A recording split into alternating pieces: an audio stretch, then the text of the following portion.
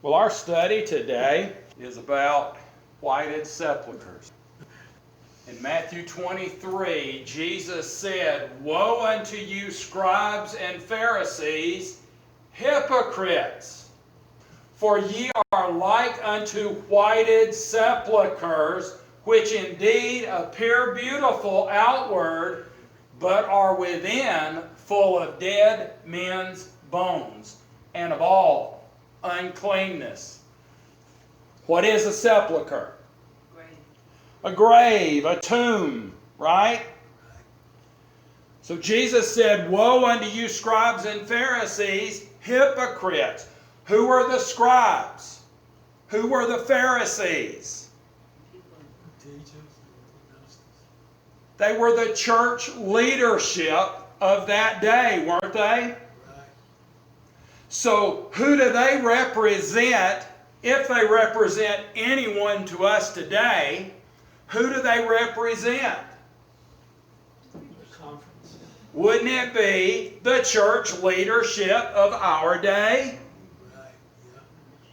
Of course, the question we must ask ourselves is whether we find ourselves in much the same condition that the church was in Jesus' day. What do you think? How do you think our day compares with Jesus' day when he was ministering here on this earth? I think they'd kill him today if they could. I think that's a very good way to put it. As the hymn would say, Nothing new under the sun. My mind just goes back to that little cartoon of Jesus knocking on the door and the people in the church holding the door. Don't let him in. He'll change everything, right? I mean, it kind of fits here again, doesn't it? Well, folks, this was not the only time that Jesus said this statement. "Woe unto you, scribes and Pharisees, hypocrites." In fact, in verse 29 of this same chapter, it says, "Woe unto you, scribes and Pharisees, hypocrites, because ye build the tombs of the prophets and garnish the sepulchres of the righteous." Now, the exact same words are spoken again here. "Woe unto you, scribes and Pharisees, hypocrites." In fact, if you examine this chapter of Matthew's book, you will find that Jesus says these exact same words 9 times in this chapter. And he doesn't stop there. He says, "You fools and blind," 2 times. He says, "You blind guides," another time. That one always makes me think of Matthew 15:14. If the blind lead the blind, what happens? They both fall into the ditch. That's right. But he calls them blind guides, blind leaders, if you will. You know, we call them leaders because they're in charge of the church. But the word leader would be like you take somebody by the hand and you lead them along, right? Isn't that a minister's job? To take people by the hand and lead them along? At least on some level, right? And he calls them blind guides. They're blind leaders. How well would a blind leader do? They might run you into the ditch. Well, want to take a guess at who Jesus was referring to there in Matthew 15, verse 14? The blind leading the blind? It was the scribes and the Pharisees. You're exactly right. He says, blind Pharisee in verse 26 of this chapter, and he calls them serpents, a generation of vipers in verse 33. Now, what would be the takeaway from that analogy? What does a serpent represent? Yes, They're satanic. But both of these verses in Matthew 23 that I've shared, verse 27 and verse 29, are messages of warning to the scribes and Pharisees, and of course to anyone who has to deal with them. They are still warnings for us today, aren't they? But both of these verses mention the sepulchres, the graves, the tombs. And folks, these two Bible verses, even though it's verse 27 and 29, they are not talking about the same situation. They're not talking about the same thing. They both say, woe to the scribes and the Pharisees, the hypocrites. They both use the illustration of the sepulchres, and yet they're two separate statements. But of course, I do believe that there is a reason why they are located so closely together in our Bibles, in Jesus' speech, if you will. The whited sepulchres. I Google searched whited sepulchre looking for a picture, and the first thing that popped up, as it often is, was the definition of the word. Well, usually if you put in a phrase, you don't get definitions, but I did. Look at this. Merriam-Webster, notice it says since 1828. We've got Noah Webster's 1828 edition of the dictionary, don't we? And he works off of that. He claims that. But it said whited sepulchre, and the definition of whited sepulchre is a person inwardly corrupt or wicked, but outwardly or professedly virtuous or holy. And then, what's the word to sum it all up? Hypocrite. A hypocrite. What did Jesus say? Hypocrite. Does that fit what we just read in the Scriptures? I mean, it's perfect, isn't it? A lot of times when you look things up in the dictionary, it can be very different. But this one I found to be just perfect. Now, I just thought this was interesting, so I copied the page and put it up here. But it says the first known use of whited sepulchre was in 1530 in the meaning defined above. And then it says the history and the etymology for whited sepulchre is from the simile in Matthew 23:27, which to me undoes what he says about the first known use. It's kind of odd, isn't it? But this dictionary definition is perfect to me. It is exactly what Jesus said and exactly what Jesus meant according to the Holy Scriptures. A whited sepulchre is, listen to this, a pretty painted grave that is filled with dead, rotting bodies. Or at the very least, dead men's bones. That's what Jesus said, right? And all uncleanness. That's right. What is the spiritual implication of that statement? We know that it means hypocrite. That's what Jesus says here. But one preacher put it like this. I found this on the internet. Are you whitewashed? Or are you washed white? Whitewashing and washing white are two completely different things, aren't they? Whitewashing is the practice of watering down paint so that you can save money, obviously. You know, very, very poor people would use whitewash because they couldn't afford paint. But another practical side of whitewashing, you water down the paint so that you can just dump it on something and you don't have to go through the hard work of painting all the details. You know, you water it down like water and it just goes everywhere. It covers everything. But while it might make things appear better at the moment, we all know that whitewashing just doesn't last like paint does it? Doesn't last very long. In fact, I would say it's a bit of a fake paint job, isn't it? Yeah. So it's very clever asking the question, are you whitewashed or washed white? Either, folks, we are really made white by the blood of the Lamb, Revelation 7:14, or we have these fake white coverings to make things look like everything's okay. Right? But I was thinking about this. Folks, Jesus could have made this illustration using a white house, couldn't he? Or something else, even.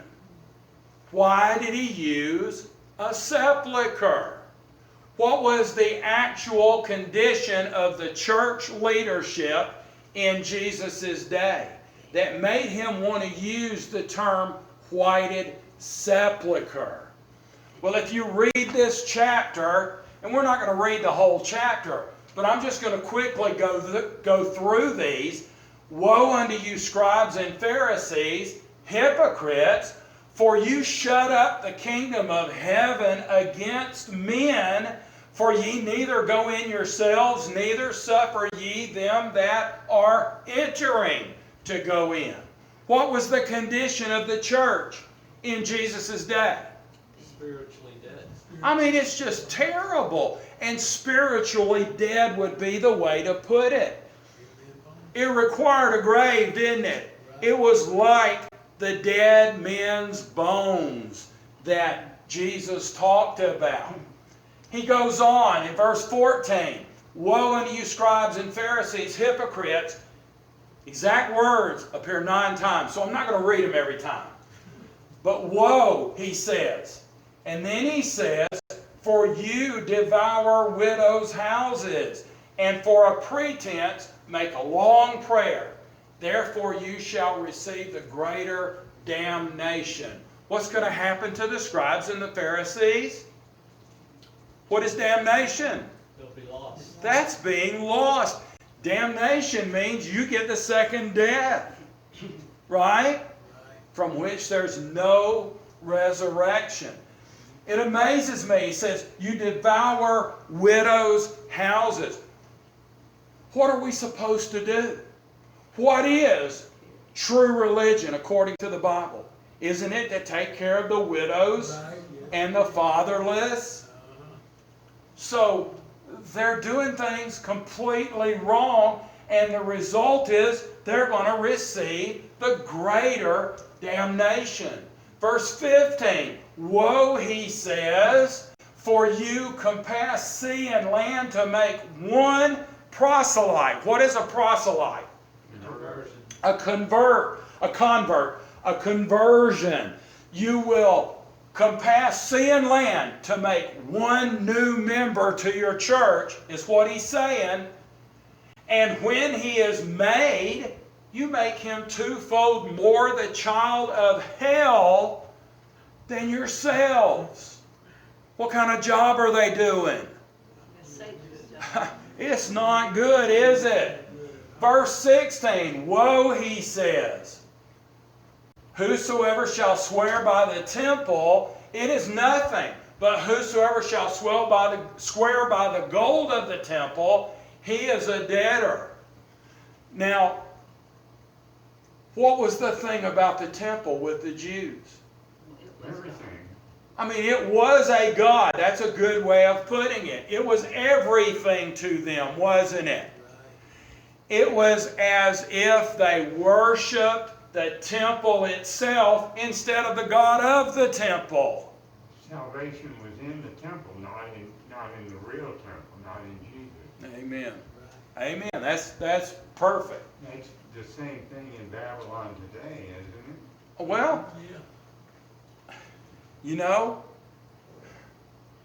when Seventh-day Adventist preachers say to you today that you better be on the ship's going through, the indication is if you're not a member of the Seventh-day Adventist Church, you're going to be lost, right? Isn't that kind of the same thing? Swearing by the temple.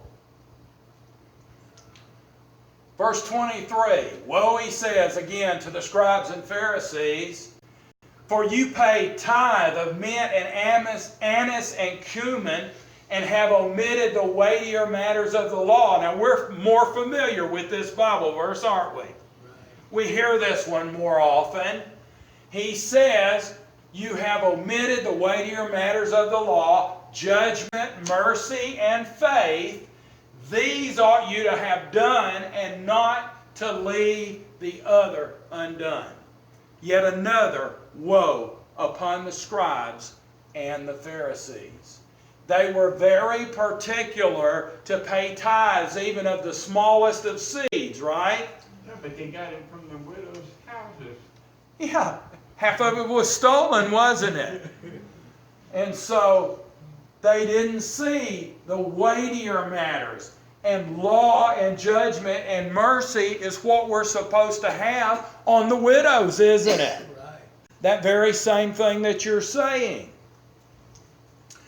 Verse 25, woe unto you, scribes and Pharisees, hypocrites, for you make clean the outside of the cup and of the platter, but within they are full of extortion and excess. And we all know about this cup and this platter and this ceremonial washing, because Jesus is confronted about that in another place in the Scriptures that we've read and we've talked about so many times. But think about this. Woe unto you, scribes and Pharisees, hypocrites, for you make clean the outside of the cup and the platter, but within the cup and the platter is full of extortion and excess. What were they supposed to be like, folks? They had been called by God to be the light of the world, hadn't they? Now think about it. What was the platter and the cup for? What was the platter and the cup supposed to be filled with? Reason with me. Shouldn't the platter be filled with the bread of life? Yeah. And shouldn't the cup be filled with the water of life? Right? Both emblems that Jesus taught the people about. But instead of the bread and the water of life, what were they filled with? How about dead men's bones? What's the real difference between the bread and the water of life and dead men's bones? If you boil it all, it is the exact opposite. But if you boil it all down, what's the difference? Life and death. Life and death. And what does this tell us about who they really were following? And I heard you say it earlier. They were following Satan, weren't they? This wasn't the church of God. This was more like the church of Satan. The synagogue of Satan, that's right. We just studied that in Revelation. Folks, if Jesus is the bread of life and the water of life and the way, the truth, and the life, then who does death speak to us about? Satan. Isn't it Satan? Who was their real leader? Whose kingdom were they really promoting? Satan's. Now it's really something to think about, because this isn't some strange offshoot. This was the very chosen people, church of God. Right? This was God's true church, in a certain sense. And what are they really doing? They're promoting Satan's kingdom. I want to share with you today some things from the Desire of Ages in chapter 67, the woes of the Pharisees. And I won't keep reading the references, but you've got them there on the screen. It was the last day of Christ's teaching in the temple. Of the vast throngs that were gathered at Jerusalem, the attention of all had been attracted to him. The people had crowded the temple courts, watching the contest that had been in progress, and they eagerly caught every word that fell from his lips, from Jesus' lips. Never before had such a scene been witnessed. There stood the young Galilean, that's Jesus, bearing no earthly honor or royal badge. Surrounding him were priests in their rich apparel, rulers with robes and badges significant of their exalted station, and scribes with scrolls in their hands, to which they made frequent reference. It says, challenge after challenge he had met, presenting the pure, bright truth in contrast to the darkness and errors of the priests and Pharisees. Now remember, folks, these are the leaders of God's true church at that time, right? I mean, this is just really, really amazing stuff. Said he had set before these leaders their real condition and the retribution sure to follow persistence in their evil deeds. In other words, if they persisted the way they were going, what was going to happen? They were going to be lost, just like we've just read it. The warning had been faithfully given. Yet another work remained for Christ to do. Another purpose was still to be accomplished. The interest of the people in Christ and His work had steadily increased. They were charmed with His teaching, but they were also greatly perplexed. They had respected the priests and rabbis for their intelligence and apparent piety. In all religious matters, they had ever yielded implicit obedience to their authority. That's what they had always been taught to do, right? Are we in that same position today? I mean, whether you're Roman Catholic or whether you're Protestant or whether you're Seventh-day Adventist, we've all been taught that our own church is the authority that we need to listen to and obey. Yet they now saw these men trying to cast discredit upon Jesus, a teacher whose virtue and knowledge shone forth the brighter from every assault. They saw the evidence that Jesus was the Son of God, that He really was who He said that He was. And what He says conflicts with the church tradition and what they had known all of their lives. It says they looked upon the lowering countenances of the priests and elders, and there saw discomfiture and confusion. They marveled that the rulers would not believe on Jesus. I mean, if this is God's true church, why are they rejecting the Son of God? Don't you think that would be just a little confusing to the laity of the church? It says, when His teachings were so plain and simple, they themselves knew not what course to take. With eager anxiety, they watched the movements of those whose counsel they had always followed. And then it says, in the parables which Christ had spoken, it was His purpose both to warn the rulers and to instruct the people who were willing to be taught. But there was a need to speak yet more plainly.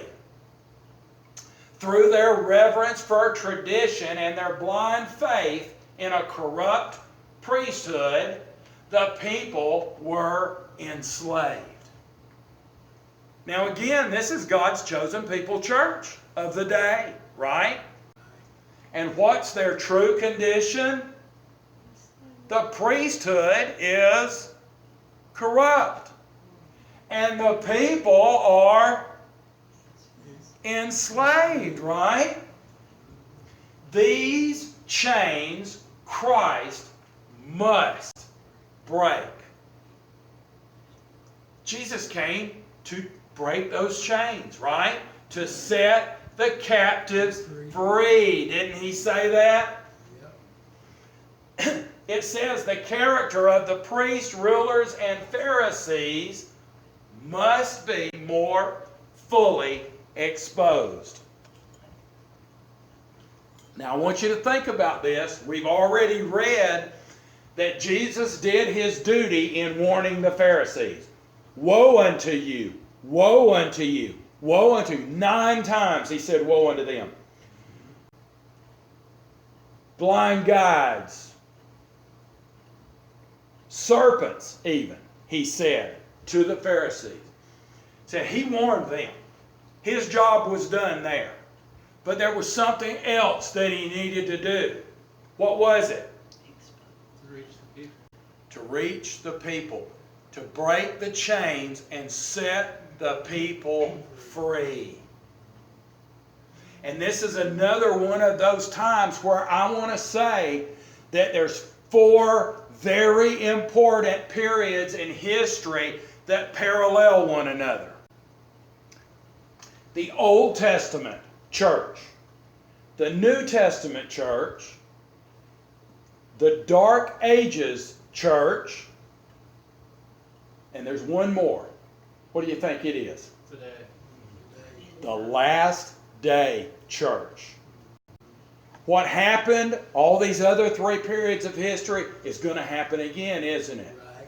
And that's why this information is shared with us. That's why these Pharisees, they don't exist anymore. But their story has to be told, doesn't it?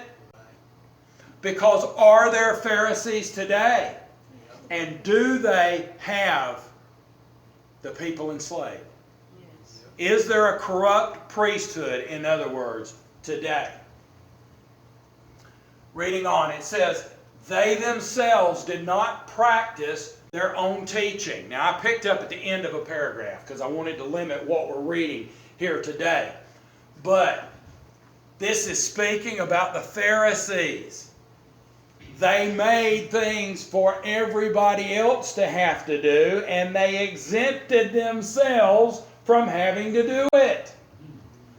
Says they themselves did not practice their own teaching. And they taught much that was contrary to the Scriptures. Jesus said they bind heavy burdens and grievous to be borne and lay them on men's shoulders, but they themselves will not move them with even one of their fingers. Right? You remember reading that. The Pharisees enjoined a multitude of regulations, having their foundation in tradition, and unreasonably restricting personal liberty. And certain portions of the law they so explained as to impose upon the people observances which they themselves secretly ignored, and from which, when it served their purpose, they actually claimed exemption. There's another famous, or maybe I should say infamous, Bible verse in this chapter. Verse 9 says, and call no man your father upon the earth, for one is your Father which is in heaven. Now think about this with me. What are we talking about? A corrupt priesthood, right? Is there another corrupt priesthood where they call the priest Father. Yeah. And when we read this Bible verse, we think of this verse as applying to Roman Catholic priests. And it does. There are others. But obviously, it isn't just for the Roman Catholic priest. After all, didn't Jesus apply it to the scribes and the Pharisees? So this practice must have been already happening even way back there, right? Right.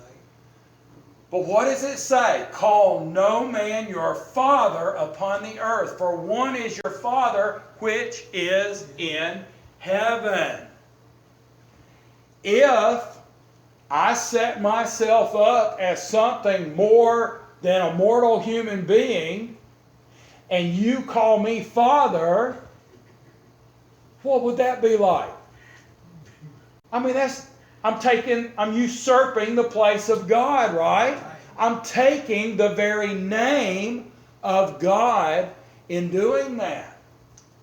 Well, verse 10 says, neither be ye called masters, for one is your master, even Christ. The Bible says that holy and reverend is his name, and we're not to call our pastors holy or reverend. And again, Catholicism actually calls some of their priests the most holy reverend. Right? But all of them are called reverend. And by the way, I grew up in a Southern Baptist church. What did they call the pastor? Reverend. Should we be doing that? No. No. But you say, we are Adventists. We're exempt from all this. After all, we don't use terms like Father or Reverend. Well, verse 8, we didn't read it, but verse 8 says that we're not to call them rabbi or teacher. And this Bible verse says not to call them master. I wonder, would that apply to their master's degree?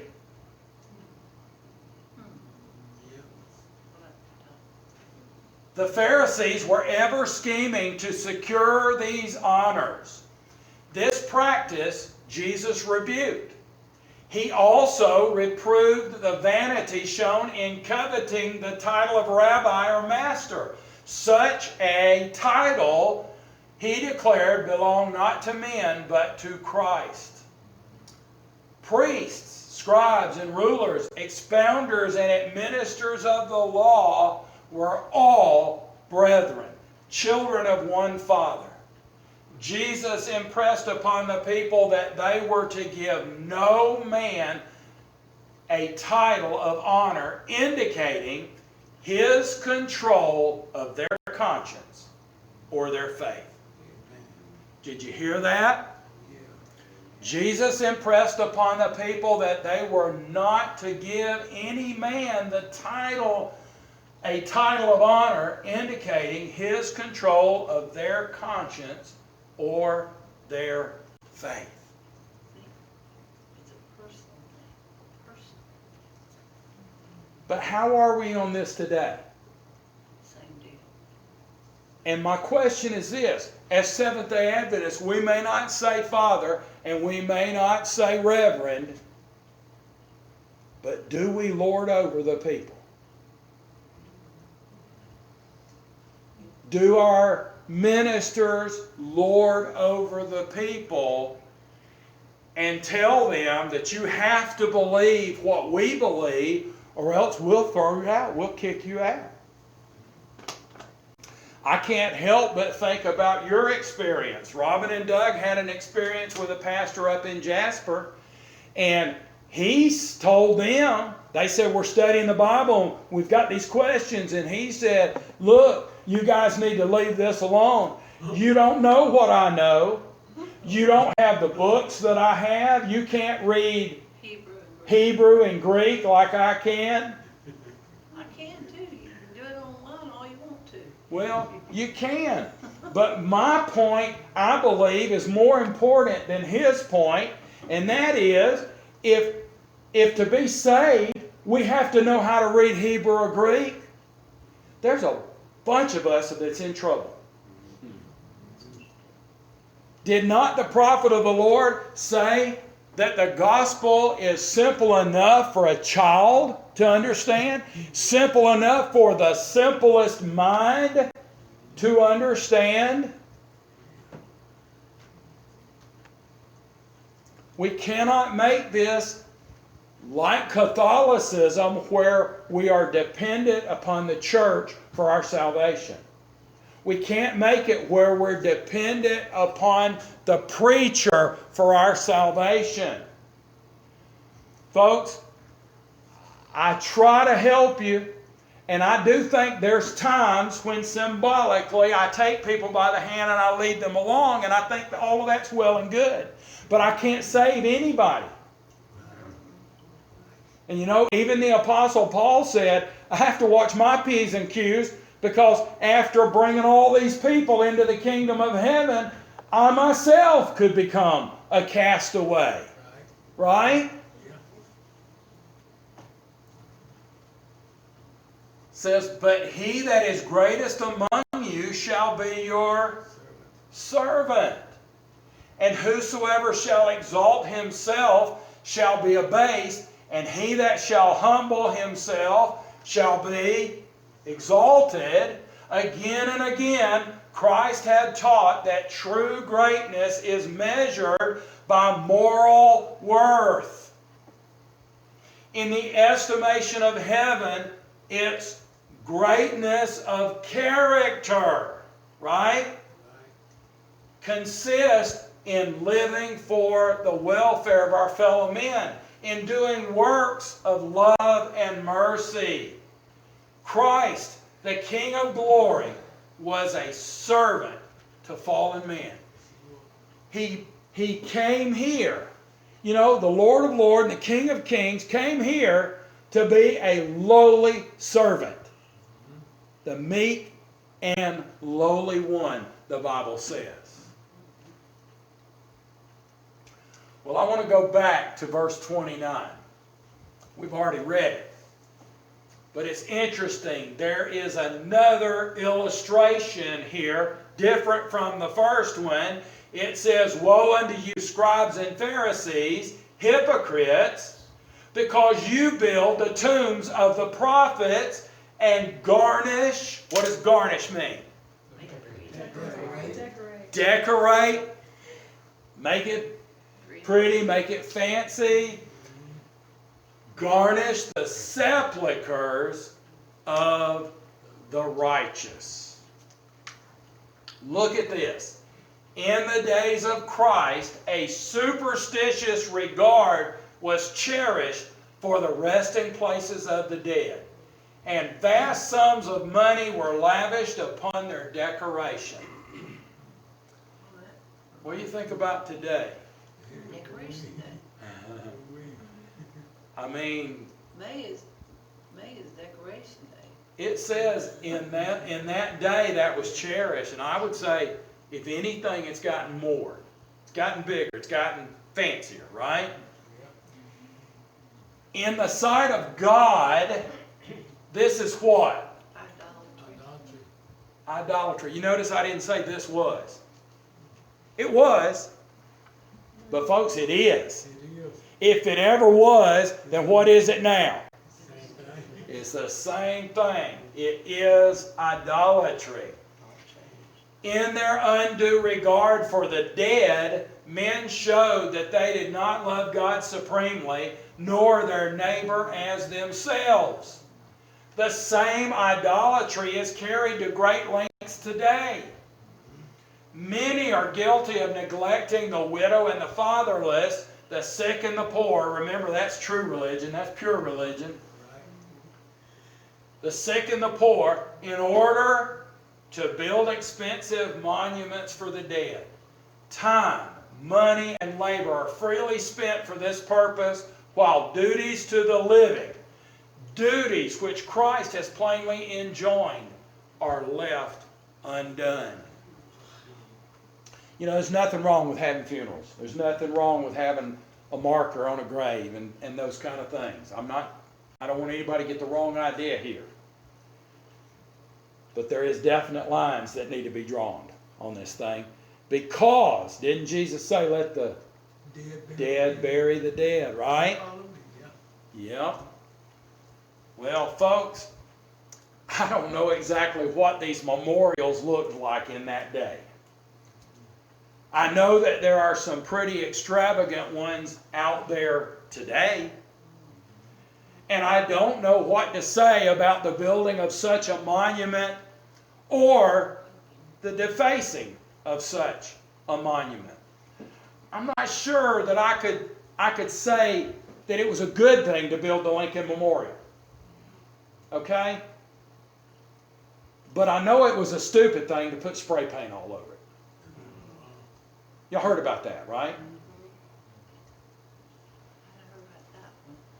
You know, we should not commit idolatry.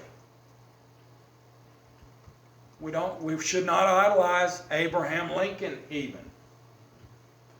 I can say this, that when I visited the Lincoln Memorial, I found myself weeping as I stood there and read the words that were written by this man. You know, to me, it wasn't the fancy building and it wasn't the statue of Abraham Lincoln, but the words that are on the walls up there truly touch my heart. But folks, the Pharisees built monuments to the Old Testament prophets and idolized them. We just read it, didn't we? Which was quite ironic, since it was their fathers, the leaders of the chosen people, Church of God, who had killed almost all of them because they dared to stand up and deliver their messages from God, which condemned those same leaders, right? Think about this. They were committing some sin. Corporately, they were committing some sin. And so God sends prophets to correct them. Right? And what do they do next? They kill the prophets.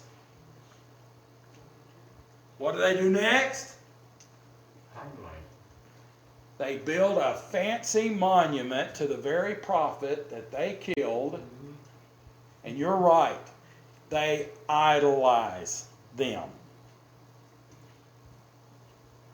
They worship them as an idol, is what that means. It says the Pharisees built the tombs of the prophets and adorned their sepulchres and said one to another, if we had lived in the days of our fathers, we would not have united with them in shedding the blood of God's servants. We wouldn't have done that. We're not like that.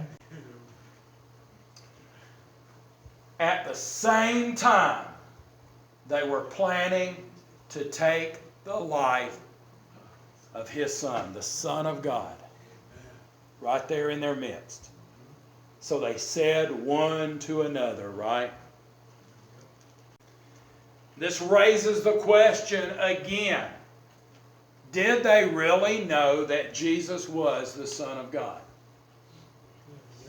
Did they know for sure that Jesus was the Son of God and still fully rejected Him? They just got to be honest. Perfect answer, Ron. Look, Matthew 27, verse 25. I can give you other evidences of this fact, but I thought the one clincher that I would put on the screen today is Matthew 27, 25. Then answered all the people and said, His blood be on us and on our children. Did they know what they were doing? You know, in this same Desire of Ages, it tells us that it was the Jews, the leadership, that infiltrated the crowd. The priest. Yeah, that infiltrated the crowd and got them to declare that most awful of sentences upon themselves and their children. They were going around and they would start saying it. Get the people riled up. All of a sudden there's a mob mentality and they're all saying it. Well, folks, when you come down to the end of this chapter in Matthew 23, there's a couple of more verses that we need to read there. In verse 37 is where Jesus says, "O Jerusalem, Jerusalem, thou that killest the prophets, and stonest them which are sent unto thee." Can you see that what we're talking about here today is on the right track? I mean, I haven't done something out of context here.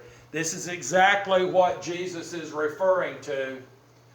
But he says with tears in his voice, "How often would I have gathered thy children together, even as a hen gathereth her chickens under her wings, and you would not." How much did Jesus love his chosen people? To the death. To the death. And what was he willing to do to save them? Down the cross. I mean, he gave his life, right? To me, the answer, when you give your life for something, the answer becomes, I would do anything. There is not anything that I would not do to save you, to see you saved. Right? But now here's my question. Did he save them? He did, but Up they to didn't him. want it. Salvation is a free gift. They don't want it. He did his part. What was the result of all of this that Jesus wanted to do for them, all of this that Jesus went through for them? Verse 38 says, "Behold, your house is left unto you desolate." Were they saved as a nation? Are they still God's chosen people today? A lot of people are confused about this. A lot of people want to make ancient Israel, ready for a comeback. I've talked to a lady yesterday in the store, and she made mention of the fact there's got to be some sort of temple because the Jews have got to make their comeback. Bible says so. I don't know where. The prophecies don't depend upon a Jewish temple, do they? No. And they don't depend upon the Jews, but I will tell you what is happening. That's some good quality smoke and mirrors that Satan can use to deceive people, to get them looking the wrong way, right? Yeah. They are not God's chosen people, and they're not going to somehow miraculously come back and be saved. It's modern Israel, spiritual Israel, that we are looking for now. And the Apostle Paul said very plainly, it's not Jew or Gentile. That's not it. It's whether you have Christ or not that makes this difference, makes this status. Look at this one. Mighty were the results flowing from the words of the Savior to that wondering, awestruck crowd in the temple at Jerusalem. But Israel as a nation had divorced herself from God. She had been his wife. Right? Isn't that who gets a divorce? Is a man and his wife?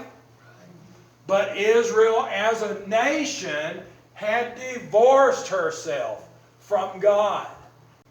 The natural branches of the olive tree were broken off, looking for the last time upon the interior of the temple. Jesus said with mournful pathos, "Behold, your house is left unto you desolate. For I say unto you, you shall not see me henceforth, till you shall say, Blessed is he that cometh in the name of the Lord." Hitherto he had called the temple his Father's house. But now, as the Son of God should pass out from those walls, God's presence would be withdrawn forever from the temple built to his glory.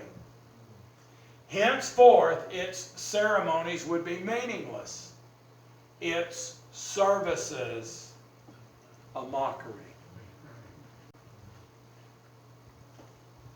The question that needs to be answered now is, what does this mean for God's chosen people of the New Testament church today, of these last days? He made wonderful, wonderful promises to the Jews, didn't he? And God was ready, willing, and able to do it all for them. But they would not. And ye would not. That's right. In that Bible verse we just read. What does this mean for our church in these last days? Is the ship going through? Is it an automatic thing? We have to change some things, don't we?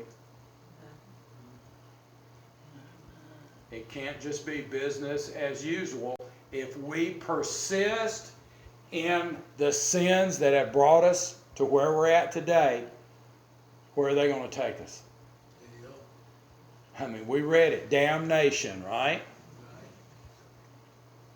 God forbid. God forbid. Okay, come on and let's sing our closing song. I don't know what we can do for the church at large, folks. But we must have Jesus personally. And number 318 is that great song, Whiter Than Snow. Lord Jesus, I long to be perfectly whole. Let's stand as we sing this great old song together.